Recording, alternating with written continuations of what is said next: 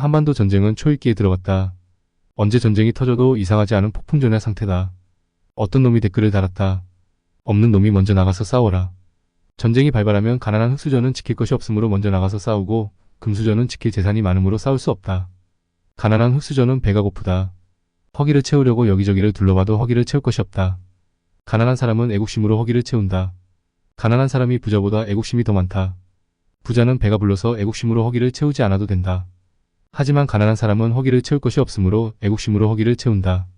가난한 사람은 비만으로 과체중인 사람이 많다. 가난한 사람은 열량이 높은 식품과 육류를 많이 소비한다. 그 이유는 가난함으로 기회가 있을 때 에너지를 축적하려는 본능이 있다. 반면 부자는 표준 체중을 유지하며 열량이 낮은 채소와 과일을 많이 섭취한다. 부자는 에너지를 많이 축적할 이유가 없으며 부자는 언제든 허기를 채울 금전적 여유가 있기 때문이다. 가난한 사람은 장시간 저임금으로 운동할 시간이 없고 열량이 높은 식품과 육류를 섭취함으로써 비만해진다. 부자는 금전적 여유가 있으므로 운동과 식이요법으로 건강한 육체를 관리한다. 전쟁이 발발하면 너희는 가진 것이 없는 놈들이므로 먼저 나가서 싸우란다. 가난한 사람들은 지킬 것도 빼앗길 것도 없으므로 전쟁터에 나가서 싸우다 죽어도 되지만 부자는 가진 것도 많고 지킬 것도 많으므로 전쟁에 참전하는 것이 아니라고 한다.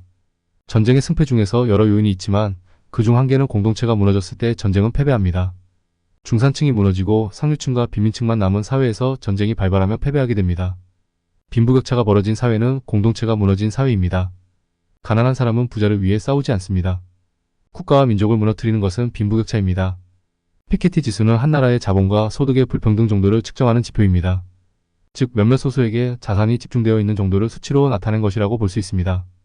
피케티 지수를 불평등 지수라고도 하며 혁명 지수라고도 합니다. 피케티 지수는 혁명이 언제쯤 발생할 것인가를 계산합니다. 대한민국은 혁명이 발생할 시기를 놓쳤습니다.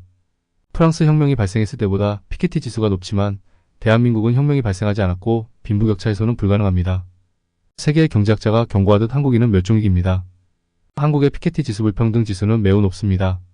희망이 없는 사회가 되었고 결혼도 할 수 없고 결혼을 했어도 출산할 수 없는 사회가 되었습니다. 자유는 고전적인 자유가 있고 자본가가 노동자를 착취할 자유가 있습니다. 자유시장경제 또는 신자유주의라는 말을 많이 들었을 것입니다. 신자유주의 폐해로 인하여 빈부격차가 벌어지고 저출산으로 이어지고 있다는 말을 당신은 많이 들었을 것입니다. 자본가가 노동자를 착취할 자유를 정부가 보증하는 사회입니다. 대한민국은 신자유주의 폐해가 가장 심각한 국가입니다. 자유주의 정책은 대한민국이 멸망할 때까지 계속될 것입니다. 그리고 그들은 이렇게 말합니다. 없는 놈들이라 그런지 애국심만 많다. 전쟁이 발발하면 가진 것 없는 너희들이 싸워라. 너희는 가진 것도 지킬 것도 없는 놈들이므로 전쟁터에서 싸우다 죽어도 된다. 너희는 전쟁터에서 죽어도 잃을 것도 없는 가난한 놈들이다. 가진 것도 없고 빼앗길 것도 없고 잃을 것도 없는 가난한 너희들은 하찮은 존재이므로 전쟁터에서 죽어도 된단다. 상류층과 빈민층만 있는 대한민국. 중산층은 무너진 대한민국. 그나마 중산층도 실직하거나 출산하면 빈민층으로 떨어질 수 있다. 사회안전장치는 후진국보다 못한 대한민국이지만 사회안전장치 강화는 공산주의 정책이라고 지저대는 대한민국. 사회안전장치가 없으므로 실직이나 사업 실패를 하게 되면 일가족이 극단적 선택을 하는 대한민국.